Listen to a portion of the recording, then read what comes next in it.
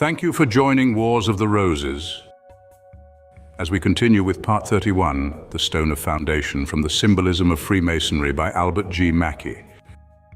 Chapter 30, The Stone of Foundation. A portion of this essay, but in a very abridged form, was used by the author in his work on cryptic masonry. The Stone of Foundation constitutes one of the most important and abstruse of all the symbols of Freemasonry. It is referred to in numerous legends and traditions, not only of the Freemasons, but also of the Jewish rabbins, the Talmudic writers, and even the Muslim doctors. Many of these, it must be confessed, are apparently puerile and absurd, but some of them, and especially the Masonic ones, are deeply interesting in their allegorical signification. The Stone of Foundation is, properly speaking, a symbol of the higher degrees. It makes its first appearance in the Royal Arch and forms, indeed, the most important symbol of that degree. But it is so intimately connected in its legendary history with the construction of the Solomonic Temple that it must be considered as a part of ancient craft masonry. Although he who confines the range of his investigations to the first 3 degrees will have no means within that narrow limit of properly appreciating the symbolism of the Stone of Foundation. As preliminary to the inquiry which is about to be instituted, it is necessary to distinguish the Stone of Foundation, both in its symbolism and in its legendary history, from other stones which play an important part in the Masonic ritual, but which are entirely distinct from it. Such are the cornerstone, which was always placed in the northeast corner of the building about to be erected, and to which such a beautiful reference is made in the ceremonies of the first degree, or the keystone, which constitutes an interesting part of the Mark Master's degree, or lastly the capestone, upon which all the ritual of the most excellent Master's degree is founded. These are all, in their proper places, highly interesting and instructive symbols, but have no connection whatever with the Stone of Foundation or its symbolism, nor, although the Stone of Foundation is said, for peculiar reasons, to have been of a cubical form, must it be confounded with that stone called by the continental masons the cubical stone, the pierre cubique of the French and the cubic stein of the German masons, but which in the English system is known as the perfect ashlar. The Stone of Foundation has a legendary history and a symbolic signification which are peculiar to itself and which differ from the history and meaning which belong to these other stones. Let us first define this Masonic Stone of Foundation, then collate the legends which refer to it, and afterwards investigate its significance as a symbol. To the Mason who takes a pleasure in the study of the mysteries of his institution, the investigation cannot fail to be interesting if it is conducted with any ability. But in the very beginning, as a necessary preliminary to any investigation of this kind, it must be distinctly understood that all that is said of this Stone of Foundation in Masonry is to be strictly taken in a mythical or allegorical sense. Dr. Oliver, the most learned of our Masonic writers, while undoubtedly himself knowing that it was simply a symbol, has written loosely of it, as though it were a substantial reality.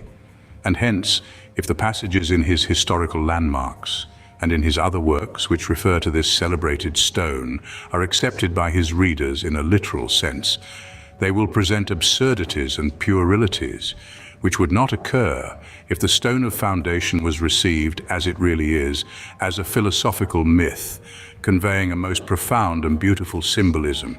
Read in this spirit, as all the legends of Masonry should be read. The mythical story of the Stone of Foundation becomes one of the most important and interesting of all the Masonic symbols. The Stone of Foundation is supposed, by the theory which establishes it, to have been a stone placed at one time within the foundations of the Temple of Solomon, and afterwards, during the building of the Second Temple, transported to the Holy of Holies. It was in form a perfect cube and had inscribed upon its upper face, within a delta or triangle, the sacred tetragrammaton or ineffable name of God. Oliver, speaking with the solemnity of an historian, says that Solomon thought that he had rendered the house of God worthy so far as human adornment could effect, for the dwelling of God, when he had placed the celebrated Stone of Foundation on which the sacred name was mystically engraven with solemn ceremonies in that sacred depository on Mount Moriah, along with the foundations of Dan and Asher, the center of the most holy place, where the ark was overshadowed by the Shekinah of God. The Hebrew Talmudists, who thought as much of this stone and had as many legends concerning it as the Masonic Talmudists, called it Eben Shatijah, or Stone of Foundation, because, as they said, it had been laid by Jehovah as the foundation of the world. And hence, the apocryphal Book of Enoch speaks of the stone which supports the corners of the earth. This idea of a foundation stone of the world was most probably derived from that magnificent passage of the book of Job in which the Almighty demands of the afflicted patriarch, "Where wast thou when I laid the foundation of the earth? Declare, since thou hast such knowledge, who fixed its dimensions, since thou knowest? Or who stretched out the line upon it? Upon what were its foundations fixed? And who laid its cornerstone when the morning stars sang together and all the sons of God shouted for joy?" Noyes, whose beautiful translation I have adopted as not materially differing from the common version, but which is far more poetical and more in the strain of the original, thus explains the allusions to the foundation stone. It was the custom to celebrate the laying of the cornerstone of an important building with music, songs, shouting, etc.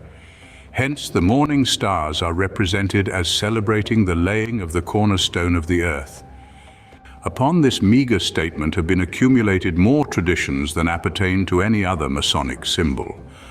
The rabbins, as has already been intimated, divide the glory of these apocryphal histories with the Masons.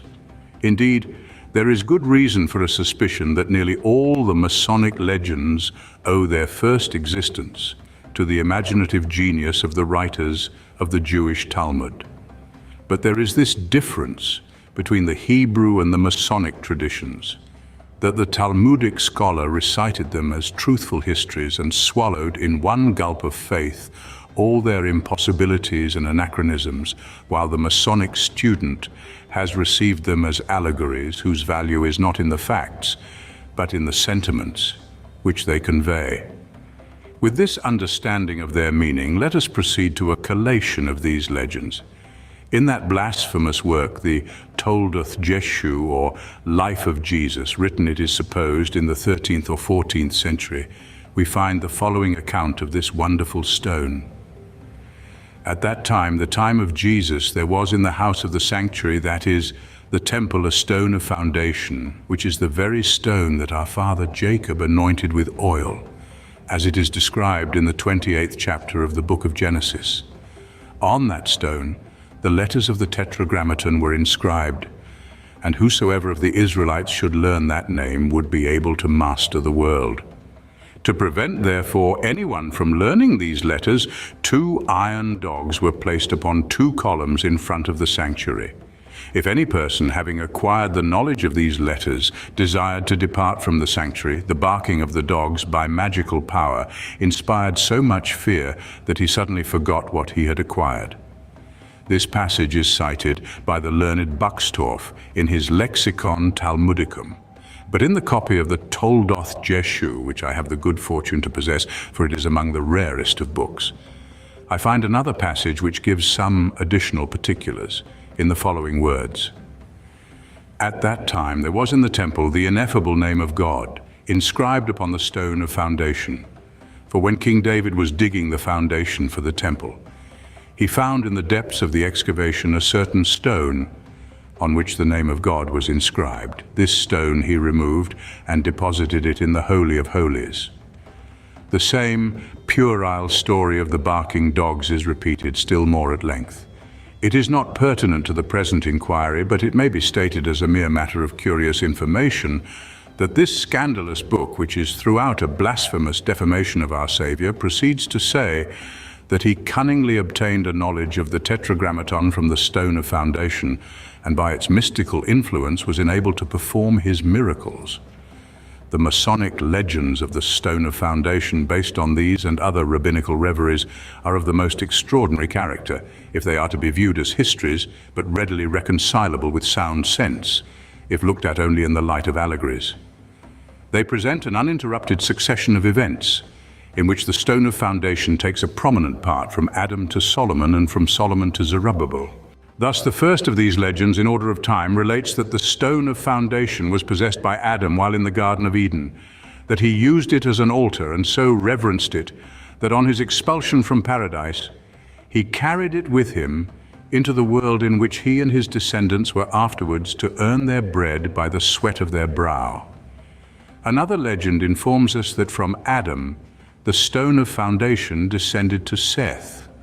From Seth it passed by regular succession to Noah, who took it with him into the ark, and after the subsidence of the deluge made on it his first thank offering. Noah left it on Mount Ararat, where it was subsequently found by Abraham, who removed it and consequently used it as an altar of sacrifice. His grandson Jacob took it with him when he fled to his uncle Laban in Mesopotamia, and used it as a pillow when, in the vicinity of Luz, he had his celebrated vision. Thank you for joining Wars of the Roses, as we continue with Part 6, The Ancient Mysteries, from the Symbolism of Freemasonry by Albert G. Mackey. Thank you for Moses, it is true, is said to have taken it with him out of Egypt at the time of the Exodus, and thus it may have finally reached Jerusalem. Dr. Adam Clarke repeats what he very properly calls a foolish tradition, that the stone on which Jacob rested his head was afterwards brought to Jerusalem, thence carried after a long lapse of time to Spain, from Spain to Ireland, and from Ireland to Scotland, where it was used as a seat on which the kings of Scotland sat to be crowned. Edward I, we know, brought a stone to which this legend is attached from Scotland to Westminster Abbey, where, under the name of Jacob's Pillow, it still remains, and is always placed under the chair upon which the British sovereign sits to be crowned, because there is an old distich which declares that wherever this stone is found, the Scottish king shall reign. But this Scottish tradition would take the stone of foundation away from all its Masonic connections, and therefore it is rejected as a Masonic legend. The legends just related are in many respects contradictory and unsatisfactory, and another series, equally as old, are now very generally adopted by Masonic scholars, as much better suited to the symbolism by which all these legends are explained. This series of legends commences with the patriarch Enoch, who's supposed to have been the first consecrator of the stone of foundation. The legend of Enoch is so interesting and important in Masonic science as to excuse something more than a brief reference to the incidents which it details. The legend in full is as follows. Enoch, under the inspiration of the Most High, and in obedience to the instructions which he had received in a vision, built a temple underground on Mount Moriah and dedicated it to God. His son Methuselah constructed the building, although he was not acquainted with his father's motives for the erection. This temple consisted of 9 vaults, situated perpendicularly beneath each other and communicating by apertures left in each vault. Enoch then caused a triangular plate of gold to be made, each side of which was a cubit long. He enriched it with the most precious stones and encrusted the plate upon a stone of agate of the same form. On the plate he engraved the true name of God, or the tetragrammaton, and placing it on a cubical stone known thereafter as the stone of foundation, he deposited the whole within the lowest arch. When this subterranean building was completed, he made a door of stone, and attaching to it a ring of iron by which it might be occasionally raised, he placed it over the opening of the uppermost arch, and so covered it that the aperture could not be discovered. Enoch himself was not permitted to enter it, but once a year, and after the days of Enoch, Methuselah, and Lamech, and the destruction of the world by the deluge, all knowledge of the vault or subterranean temple, and of the stone of foundation with the sacred and ineffable name inscribed upon it, was lost for ages to the world. At the building of the first temple of Jerusalem, the stone of foundation again makes its appearance. Reference has already been made to the Jewish tradition that David, when digging the foundations of the temple, found in the excavation which he was making a certain stone on which the ineffable name of God was inscribed, and which stone he is said to have removed and deposited in the Holy of Holies. That King David laid the foundations of the temple upon which the superstructure was subsequently erected by Solomon is a favorite theory of the legend mongers of the Talmud. The Masonic tradition is substantially the same as the Jewish. but it substitutes Solomon for David, thereby giving a greater air of probability to the narrative. And it supposes that the stone thus discovered by Solomon was the identical one that had been deposited in his secret vault by Enoch. This stone of foundation, the tradition states, was subsequently removed by King Solomon and for wise purposes deposited in a secret and safer place. In this, the Masonic tradition again agrees with the Jewish, for we find in the 3rd chapter of the Treatise on the Temple, written by the celebrated Maimonides, the following narrative. There was a stone in the Holy of Holies on its west side, on which was placed the Ark of the Covenant, and before it the pot of manna and Aaron's rod. But when Solomon had built the temple, and foresaw that it was, at some future time, to be destroyed, he constructed a deep and winding vault underground for the purpose of concealing the ark, wherein Josiah afterwards, as we learn in the 2nd book of Chronicles 25:3, deposited it with the pot of manna, the rod of Aaron, and the oil of anointing. The Talmudical book Yoma gives the same tradition and says that the Ark of the Covenant was placed in the center of the Holy of Holies upon a stone rising 3 fingers' breadth above the floor to be, as it were, a pedestal for it. This stone, says Prideaux, the rabbins call the stone of foundation and give us a great deal of trash about it.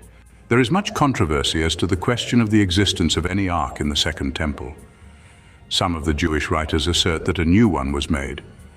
Others that the old one was found where it had been concealed by Solomon, and others again contend that there was no ark at all in the temple of Zerubbabel, but that its place was supplied by the stone of foundation on which it had originally rested. Royal Archmasons well know how all these traditions are sought to be reconciled by the Masonic legend in which the substitute ark and the stone of foundation play so important a part. In the 13th degree of the ancient and accepted rite, the stone of foundation is conspicuous as the resting place of the sacred delta. In the Royal Arch and Select Masters degrees of the Americanized York Rite, the stone of foundation constitutes the most important part of the ritual. In both of these, it is the receptacle of the ark, on which the ineffable name is inscribed. Lee, in his Temple of Solomon, has devoted a chapter to this stone of foundation, and thus recapitulates the Talmudic and rabbinical traditions on the subject. Vain and futileless are the feverish dreams of the ancient rabbins concerning the foundation stone of the temple. Some assert that God placed this stone in the center of the world for a future basis and settled consistency for the earth to rest upon. Others held this stone to be the first matter, out of which all the beautiful, visible beings of the world have been hewn forth and produced to light.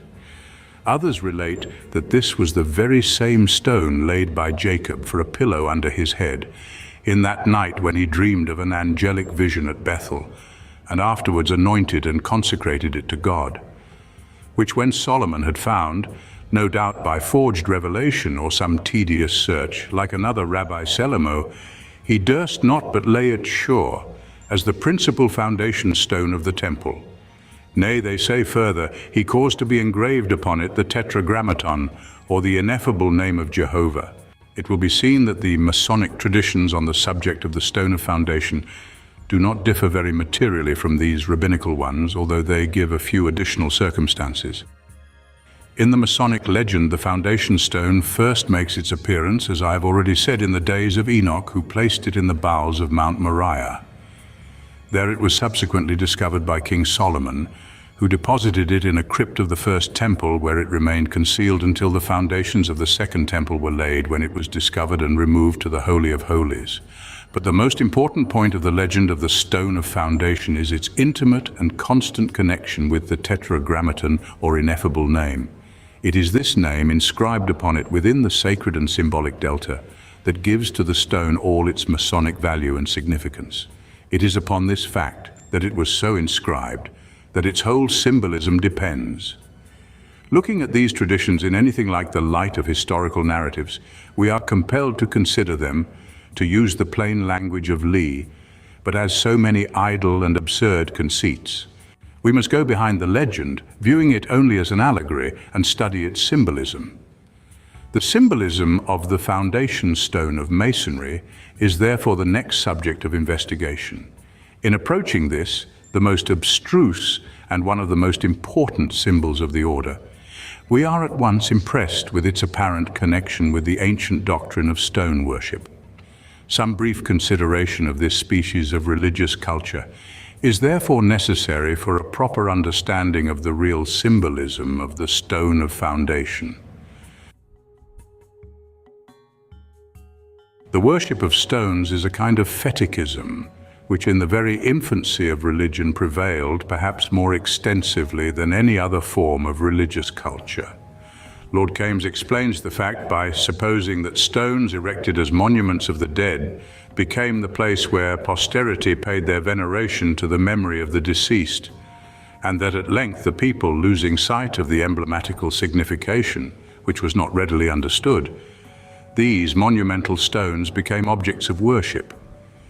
Others have sought to find the origin of stone worship in the stone that was set up and anointed by Jacob at Bethel, and the tradition of which had extended into the heathen nations and become corrupted. It is certain that the Phoenicians worshipped sacred stones under the name of Beitilia, which word is evidently derived from the Hebrew Bethel, and this undoubtedly gives some appearance of plausibility to the theory. But a third theory supposes that the worship of stones was derived from the unskillfulness of the primitive sculptors, who, unable to frame by their meager principles of plastic art a true image of the God whom they adored, were content to substitute in its place a rude or scarcely polished stone. Hence the Greeks, according to Pausanias, originally used unhewn stones to represent their deities, 30 of which that historian says he saw in the city of Pharos. These stones were of a cubical form, and as the greater number of them were dedicated to the god Hermes or Mercury, they received the generic name of Hermaia. Subsequently, with the improvement of the plastic art, the head was added. One of these consecrated stones was placed before the door of almost every house in Athens. They were also placed in front of the temples, in the gymnasia or schools, in libraries, and at the corners of streets and in the roads. When dedicated to the god Terminus, they were used as landmarks and placed as such upon the concurrent lines of neighboring possessions. The Thebans worshipped Bacchus under the form of a rude square stone. Arnobius says that Cybele was represented by a small stone of a black color. Eusebius cites Porphyry as saying that the ancients represented the deity by a black stone, because his nature is obscure and inscrutable. The reader will here be reminded of the black stone Hajar el-Aswad, placed in the southwest corner of the Kaaba at Mecca, which was worshipped by the ancient Arabians and is still treated with religious veneration by the modern Mohammedans. The Mussulman priests, however, say that it was originally white and of such surprising splendor that it could be seen at the distance of 4 days' journey, but that it has been blackened by the tears of pilgrims. The Druids, it is well known, had no other images of their gods but cubical or sometimes columnar stones, of which Toland gives several instances. The Chaldeans had a sacred stone which they held in great veneration under the name of Menizuris, and to which they sacrificed for the purpose of evoking the good demon. Stone worship existed among the early American races. Squire quotes Skinner as asserting that the Peruvians used to set up rough stones in their fields and plantations which were worshipped as protectors of their crops. And Game says that in Mexico the presiding god of the spring was often represented without a human body, and in place thereof a pilaster or square column whose pedestal was covered with various sculptures. Indeed, so universal was this stone worship that Higgins, in his Celtic Druids, says that throughout the world the first object of idolatry seems to have been a plain, unwrought stone, placed in the ground as an emblem of the generative or procreative powers of nature. And the learned Bryant, in his analysis of ancient mythology, asserts that there is in every oracular temple some legend about a stone. Without further citations of examples from the religious usages of other countries, it will, I think, be conceded that the cubical stone formed an important part of the religious worship of primitive nations. But Cudworth, Bryant Faber, and all other distinguished writers who have treated the subject have long since established the theory that the pagan religions were eminently symbolic. Thus, to use the language of Dudley, the pillar or stone was adopted as a symbol of strength and firmness, a symbol also of the divine power, and by a ready inference, a symbol or idol of the deity himself. And this symbolism is confirmed by Cornutus, who says that the god Hermes was represented without hands or feet, being a cubical stone because the cubical figure betokened his solidity and stability. Thus then, the following facts have been established, but not precisely in this order. First, that there was a very general prevalence among the earliest nations of antiquity of the worship of stones as the representatives of deity. Secondly, that in almost every ancient temple there was a legend of a sacred or mystical stone. Thirdly, that this legend is found in the Masonic system. And lastly, that the mystical stone there has received the name of the Stone of Foundation. Now, as in all the other systems, the stone is admitted to be symbolic and the tradition connected with it mystical. We are compelled to assume the same predicates of the Masonic stone. It too is symbolic and its legend a myth or an allegory. Of the fable, myth or allegory, Bailey has said that, subordinate to history and philosophy, it only deceives that it may the better instruct us. Faithful in preserving the realities which are confided to it, it covers with its seductive envelope the lessons of the one and the truths of the other. It is from this standpoint that we are to view the allegory of the Stone of Foundation as developed in one of the most interesting and important symbols of Masonry. The fact that the mystical stone in all the ancient religions was a symbol of the deity leads us necessarily to the conclusion that the Stone of Foundation was also a symbol of deity. And this symbolic idea is strengthened by the tetragrammaton, or sacred name of God, that was inscribed upon it. This ineffable name sanctifies the stone upon which it is engraved as the symbol of the grand architect. It takes from it its heathen signification as an idol and consecrates it to the worship of the true God. The predominant idea of the deity in the Masonic system connects him with his creative and formative power.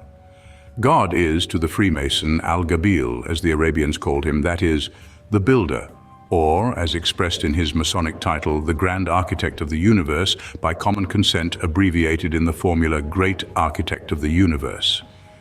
Now, it is evident that no symbol could so appropriately suit him in this character as the Stone of Foundation, upon which he is allegorically supposed to have erected his world. Such a symbol closely connects the creative work of God as a pattern and exemplar with the workman's erection of his temporal building on a similar foundation stone. But this Masonic idea is still further to be extended. The great object of all Masonic labor is divine truth. The search for the lost word is the search for truth. But divine truth is a term synonymous with God. The ineffable name is a symbol of truth because God and God alone is truth. It is properly a scriptural idea. The book of Psalms abounds with this sentiment. Thus it is said that the truth of the Lord reacheth unto the clouds, and that his truth endureth unto all generations. If then God is truth and the stone of foundation is the Masonic symbol of God, it follows that it must also be the symbol of divine truth. When we have arrived at this point in our speculations, we are ready to show how all the myths and legends of the Stone of Foundation may be rationally explained as parts of that beautiful science of morality, veiled in allegory and illustrated by symbols, which is the acknowledged definition of Freemasonry. In the Masonic system, there are two temples. The first temple, in which the degrees of ancient craft masonry are concerned, and the second temple, with which the higher degrees, and especially the Royal Arch, are related. The first temple is symbolic of the present life. The second temple is symbolic of the life to come. The first temple, the present life, must be destroyed. On its foundations, the second temple, the life eternal, must be built. But the mystical stone was placed by King Solomon in the foundations of the first temple. That is to say, the first temple of our present life must be built on the sure foundation of divine truth. For other foundation can no man lay. But although the present life is necessarily built upon the foundation of truth, yet we never thoroughly attain it in this sublunary sphere. The foundation stone is concealed in the first temple, and the master mason knows it not. He has not the true word. He receives only a substitute. But in the second temple of the future life, we have passed from the grave, which had been the end of our labors in the first. We have removed the rubbish and have found that stone of foundation which had been hitherto concealed from our eyes. We now throw aside the substitute for truth which had contented us in the former temple, and the brilliant effulgence of the tetragrammaton and the stone of foundation are discovered, and thenceforth we are the possessors of the true word, of divine truth. And in this way, the stone of foundation, or divine truth, concealed in the first temple, but discovered and brought to light in the second, will explain that passage of the apostle. For now we see through a glass darkly, but then face to face. Now I know in part, but then shall I know even as also I am known.